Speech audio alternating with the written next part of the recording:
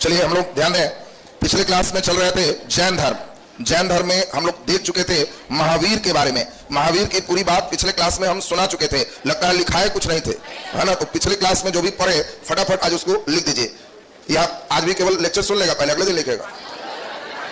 बोलो, लिखा दें या पहले जैन फिलॉसफी सुनेगा?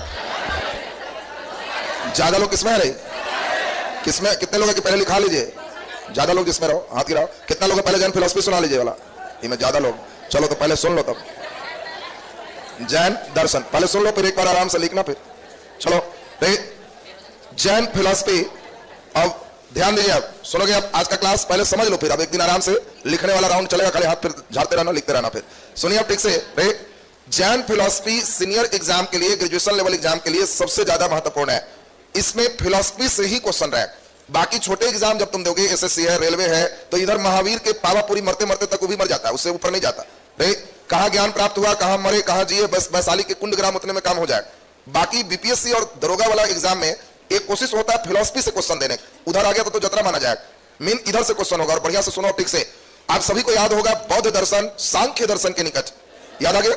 उसी प्रकार से जैन दर्शन एक कंडीशन है जिसका नाम है स्यादवाद। स्यादवाद, इसी को हम लोग कहते हैं अनेकांतवाद। अनेकांतवाद, ये इसी को हम लोग कहते हैं सापेक्षतावाद। सापेक्षतावाद। और आपसे कभी भी क्वेश्चन आता है स्यादवाद का संबंध किस धर्म से है, तो आपको कहना है कि स्यादवाद का संबंध जैन धर्म से। और ध्यान दीजिए, जैन जो फिलॉसफी है, दर्शन है, उस स्यादवाद या अनेकांतवाद या सापेक्षतावाद इस पर आधारित। स्वाभाविक तुम्हारे मन में एक सवाल आ रहा होगा, स्वाभाविक सवाल है कि सर स्यादवाद क्या होता है? स्यादवाद का मतलब है सापेक्षतावाद, एक के सापेक्ष दूसरे को सोचना और उसमें कई प्रश्न करना। और इसीलिए एक ही तरह की चीज में कई चीज हो सकता है, तो इसका नाम है अनेकांतवाद। अनेक रिलेशन एक ही चीज से हो सकता है। ईश्वर है, फिर सोचो नहीं है, है लेकिन दिख नहीं रहा, दिख रहा है लेकिन नहीं है। अरे फोटो में तुमको दिख रहा है ना शंकर जी है या नहीं है? कोई तरह, ये जो अनेक तरह का प्रश्न है। तुमको हम मूर्ति के पास बैठा है और पूछे भगवान है, तो कहोगे एक सवाल हुआ। दूसरा, भगवान नहीं है। तीसरा, है परंतु दिख नहीं रहे। अगला, दिख रहे हैं परंतु नहीं है। दिख रहे हैं, है परंतु नहीं है। ये तरह के जितने भी प्रश्न हैं, इसी प्रश्नों को हम लोग क्या कहते हैं? अनेकांतवाद। इसी को हम लोग स्यादवाद कहते हैं। स्यादवाद को कई लोग अलग गलत व्याख्या करते हैं, शायदवाद। शायद माने शायद, शायद सोच, तो शायद नहीं है, सापेक्षता है, एक दूसरे से तुलना करके आंसर देना है। जैसे अभी आपको थोड़ा कम समझ में आया होगा, इसको और बढ़िया कर दे तो अब एकदम स्टेप समझ जाओगे। जैसे एक कहता क्या है स्यादवाद, ये कहता है कि एक ही व्यक्ति को आखिर क्या बोलोगे। जैसे मान लो कि ये तुम हो और ये तुम्हारे पिताजी हैं, तो तुम इनको अपना पिता बोला, पापा बोला कि ये हमारे पापा है। अब बताओ तुम्हारे दादाजी अगर यहां है तो ये दादाजी के कौन है? बेटा है। ये बेटा बोल रहे, ये तो उल्टा हो रहा है। अब तुम बोल रहा है पापा, अब ई डांटे खबरदार बेटा बोलो।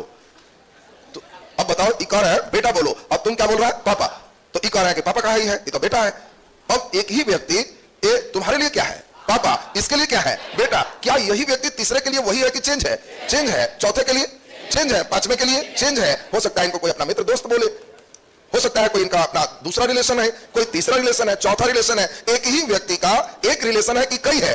कई है। अब यही सुनेगा बढ़िया से, तो अब तुमको स्यादवाद क्लियर हो जाएगा। हो सकता है इसमें कोई बच्चा बैठा है और कहीं किसी को पढ़ाता हो। अब छोटा बच्चा है, तुम किसी को क्लास ले रहा, तो क्लास ले रहा है तो वो तुमको क्या कह रहा है? सर। और मालूम चला कि वो भी यहाँ आया हुआ, हम कह रहे हैं चला इधर आओ। अब हमको कह रहा है चला नहीं बोलिए, सर है। तो एक ही व्यक्ति, उसके लिए सर था, लेकिन हमारे लिए तो फिर शिष्य हो गया। ये जो तुम देख रहा है अनेक प्रकार का जो रिलेशन, इसी का नाम क्या है? अनेकांतवाद। और क्या अनेक रिलेशनों में सही कौन वाला है? सभी सही है। कब? सापेक्ष किसी के चलेगा तब, इसी को सापेक्षतावाद का। अब बोलो ये मामला क्लियर हुआ तुमको? सापेक्षतावाद का मतलब है सापेक्ष। अब बताओ तुम ही, ध्यान दीजिए, अब तुम ही जो है, अब यहां है, हम तुमको कहे कि शिष्य है। अब कोई कह रहा है कि नहीं भाई है, कोई कह रहा है कि नहीं ये हमारा भाई नहीं, ये हमारा बेटा है, कोई कह रहा है कि नहीं हमारा मित्र है। तो तुम ही एक व्यक्ति कई रिलेशनों से घिरे हो। बस ईश्वर के संदर्भ में यही सोचना, जो तुमको अभी समझा रहा है ना। अगला कहेगा भगवान नहीं है, तो वो अपना रिलेशन कुछ जोड़ रहा हो। तुम कहो भाई मेरा रिलेशन है, हमारे लिए है, हमारे लिए है। अब तुम कहेगा कि ई कह रहा है कि, अब बताओ पिताजी कह रहा है कि मेरा यह भाई नहीं है। सही में भाई नहीं है, भाई कहाँ है? तो बेटा है। उसी प्रकार से ईश्वर नहीं है, तो तुम अब पता नहीं कौन सा रिलेशन जोड़ा है। ये जैन धर्म कहता है हर एक ही चीज दूसरे तीसरे के लिए बदलता है। इसको हम लोग क्या कहते हैं? सापेक्षतावाद। और सापेक्षतावाद का ही नाम क्या है? स्यादवाद। स्यादवाद को ही क्या कहते हैं? अनेकांतवाद। ये स्टेप क्लियर है सबका? दूसरे स्टेप पे आए। अब सबसे इंपॉर्टेंट स्टेप है ईश्वर। जैन धर्म कहता है कि ईश्वर होते हैं परंतु जीन के नीचे होते हैं। What is gene? जो सभी इंद्रियों पर नियंत्रण कर ले उसको हम लोग जीन कहते हैं। इंद्रियों को जीतने वाला जितेंद्रिय, और जितेंद्रिय को ही क्या कहते हैं? जीन। मतलब भगवान ईश्वर होते हैं, जीन के नीचे हैं। इस सृष्टि के निर्माण में, इस सृष्टि के विध्वंस में ईश्वर का कोई योगदान नहीं है। इसीलिए जैन धर्म के अनुसार से ये अनिश्वरवादी है, वो ईश्वर को नहीं मानता। सृष्टि के निर्माण और संचालन में उसने ईश्वर को नहीं माना, खाली कहा ईश्वर है मेरे जीन के नीचे। मतलब उसी तरह की बात हो गई कि भगवान है लेकिन बहुत लोग रेट के हैं, उनका काम ये सब डिपार्टमेंट सृष्टि चलाना नहीं है। हमारे बहुत ऊपर के डिपार्टमेंट में तीर्थंकर है, उससे भी नीचे जीन है और ओकरों से नीचे भगवान। माने अगर तुम मरोगे ऊपर जाओगे तो तुम्हें जीन भेंट होंगे और उनसे कहोगे मेरा भगवान कहां है, तो जीन हंसेगा और कहेगा भगवान इधर आओ, इनको चाय पिलाओ। उसके अंडर में होकर नीचे है, होकर नौकर है। तो बताओ रही भगवान के वैल्यू बढ़ाया कि एकदम घटा दिया। इसीलिए जैन धर्म को अनिश्वरवादी कहा। अब यहां पे लेवल थोड़ा बढ़ेगा, खूब बढ़िया से सुनना। जैन धर्म कहता है सृष्टि के निर्माण और विध्वंस में ईश्वर का कोई योगदान नहीं है। सृष्टि अपने निश्चित नियमों से चलती है और इस नियमों में उत्थान और पतन के काल दोनों शामिल होते हैं। जैसे एक झूला आगे पीछे दोनों जाता है तो सृष्टि का भी नियम है, कभी जान के पतन का काल आए, बिना मतलब रोग होगा, बिना मतलब लोग मरेगा, उस काल पतन का काल। फिर घबराना नहीं है, कुछ लोग फिर बचे, फिर उत्थान का काल भी आए। उत्थान के काल को वह सर्पणी कहते हैं और पतन के काल को अवसर्पणी कहते हैं। अब क्वेश्चन देखो, बीपीएससी लेकर तैयार होगी। वो सर्पणी क्या है? परीक्षा में पढ़ते ही ओह करने लगेगा कि पता ना का दे दिया। आसान सेक्शन नहीं है, इसलिए तुमको कहे कि इस पर बहुत ध्यान देना। वो सर्पणी क्या है? उत्थान का काल वो सर्पणी है। वो सर्पणी की अवधारणा किस धर्म में? जल्दी बोलिए। जैन धर्म। वो सर्पणी किस धर्म में है? जैन धर्म में। और प्रत्येक काल में ये और इंपॉर्टेंट है 24 तीर्थंकर होते हैं, 12 चक्रवर्ती राजा होते हैं और 63 शलाका पुरुष होते हैं। अब देखो बहुत इंपॉर्टेंट तुम्हारे लिए क्वेश्चन। 63 और 12 इंपॉर्टेंट नहीं है, तुमसे परीक्षा में क्वेश्चन पूछेगा और इतना डिटेल नहीं पढ़ोगे तो गलत होना ही होना है। चक्रवर्ती राजा की अवधारणा है हिंदू धर्म में, मुस्लिम धर्म में, बौद्ध धर्म में, जैन धर्म। अभी तो एकदम ताजा पढ़ रहे हो तब ना, नहीं तो ये परीक्षा हॉल में भेंट होगा बिना पढ़े तो चक्रवर्ती राजा में हिंदू धर्म में टिक लगा के चले आओ। चक्रवर्ती राजा की अवधारणा किस धर्म में है? जैन धर्म में। उनका कहना है कि हमारा जब एक उत्थान काल पूरा होगा तो उसमें 12 चक्रवर्ती राजा होंगे जिनका वर्ल्ड लेवल पर नाम होगा। इसमें 24 तीर्थंकर होंगे, 25वां नहीं होते। इसलिए हमारे अंतिम तीर्थंकर 24वां नंबर महावीर। 24 से ज्यादा तीर्थंकर एक काल में नहीं हो सकते। और सबसे इंपॉर्टेंट, जो महापुरुष तीर्थंकर हैं, जो महापुरुष चक्रवर्ती राजा हैं, जो महापुरुष और बहुत विशेष हैं, उनको शलाका पुरुष कहा जाएगा। और इसकी संख्या कितनी है? 63। आईएएस के परीक्षा में जनरली प्रश्न रिपीट नहीं करता, लेकिन यह क्वेश्चन 2 बार आईएएस में आ चुका है। शलाका पुरुष की अवधारणा किस धर्म में? तो आपको जैसे ही शलाका पुरुष देखना है तो समझना है शलाका पुरुष की अवधारणा किस धर्म में है? जैन धर्म। अब बहुत इंपॉर्टेंट चीज आपने इस बेस को सीखा। अब एक थोड़ा सा आज के क्लास में और हम लोग समझेंगे, वह है आत्मा। हम लोग पिछले क्लास में पढ़े कि बुद्ध भगवान कहते हैं कि आत्मा नहीं होते, आत्मा नहीं होते। हिंदू धर्म कहता है कि आत्मा होते हैं, सजीवों में होते हैं। मुस्लिम धर्म भी कहता है कि आत्मा रूह है, वो होता है, सजीवों में होता है। जैन धर्म कहता है कि आत्मा होते हैं और ये सजीव और निर्जीव दोनों में होते हैं। आत्मा सब जगह, किडनी फेफड़ा नहीं है आत्मा कि दीवार में किडनी नहीं है, फेफड़ा नहीं, आत्मा है उसमें। पंखा में भी है, बोर्ड में भी आत्मा। जैन धर्म कहता है इसमें भी आत्मा। तुम्हारे मोबाइल में भी आत्मा है। हाँ, अब तुम्हारा मोबाइल गिर गया तो 2 कंडीशन हो सकता है, टच टूटा तो हड्डी टूटा, मरम्मत हो जाएगा।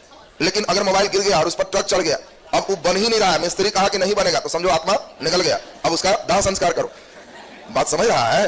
जैन धर्म कहता है आत्मा सब में, अगर वो बन जा रहा है, कोई व्यक्ति बीमार है और डॉक्टर कह रहा कि इलाज होगा तो आत्मा है अभी उसमें। जिस दिन डॉक्टर कहा कि गया, अब दाह संस्कार, आत्मा निकल गया। उसी प्रकार पंखा है, जब तक खराब हो मिस्त्री बनाए, मतलब आत्मा है, बन जाएगा। जिस दिन कहे कि अगर कोई उपाय नहीं है, कबाड़ी में भेज दो, समझ लगा कि वो आत्मा निकल गया। जैन धर्म का कहना। तो अब बताओ, आत्मा जैन के अनुसार सजीव में है कि निर्जीव में? दोनों में है। और जैन धर्म कहता है कि यह आत्मा पुद्गल के आवरण से ढका हुआ है। फिर एक शब्द आया पुद्गल, क्वेश्चन देगा, पुद्गल का संबंध किस धर्म से? जैन धर्म। पुद्गल माने होता है कर्म, पुद्गल माने कर्म। अब बात समझो, एक आत्मा पुद्गल के आवरण से ढका है, कर्म के आवरण से ढका है। तुम जैसा कर्म करोगे वैसा तुम्हारा जन्म होगा, सजीव या निर्जीव।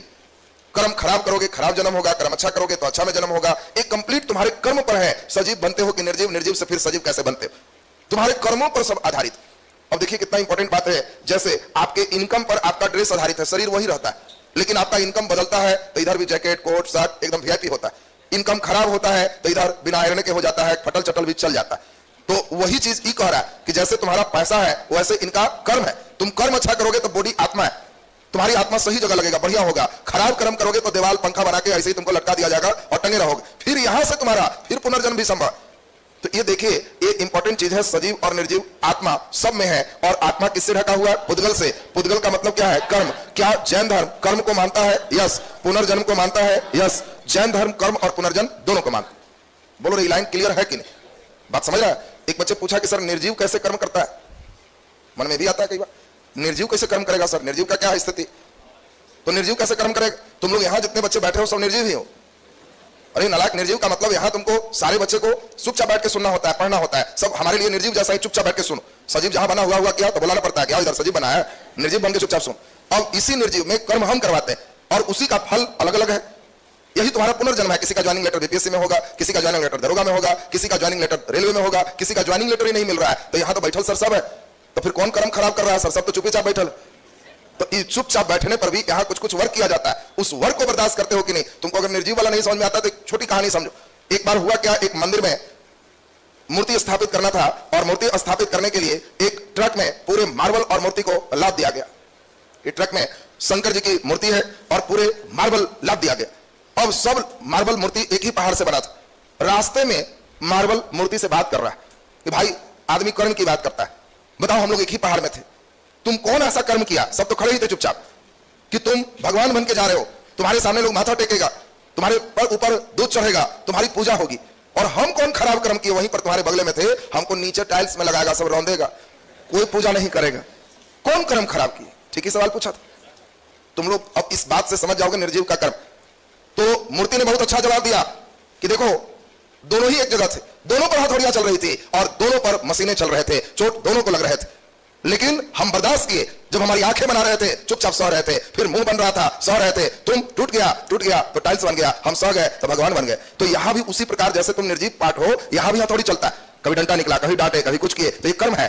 और उसमें कई लड़का सह गया कि सर जे हो हमारे लिए है तो शंकर बनेगा, और जो टूट गया इतना तो अपन बाबूजी के ना सुनते हैं, का तो सर के कहे से हम पढ़ेंगे चल देगा, तो वो कंकड़ बनेगा। तो शंकर बनोगे कि कंकड़ बनोगे तुम्हारे ऊपर जैसे है चुपचाप में, ठीक उसी प्रकार उस मूर्तियों में भी कर्म। अभी बात समझ में आ गई तुमको ना? तो अब ध्यान दीजिए, इसी पर आगे अभी डिटेल जैन फिलॉसफी बड़ा इंटरेस्टेड है और अभी चलेगा। तो आज का क्लास आपका यहीं तक, कल भी हमारा ही दोनों रखने हैं, तो कल भी हमारा ही दोनों हो जाएगा, ठीक है ना? फिर उसके बाद परसों कर लेंगे। 6:45 के आसपास आना, 6:45 7 के बीच में क्लास मेरा शुरू होगा, ठीक है?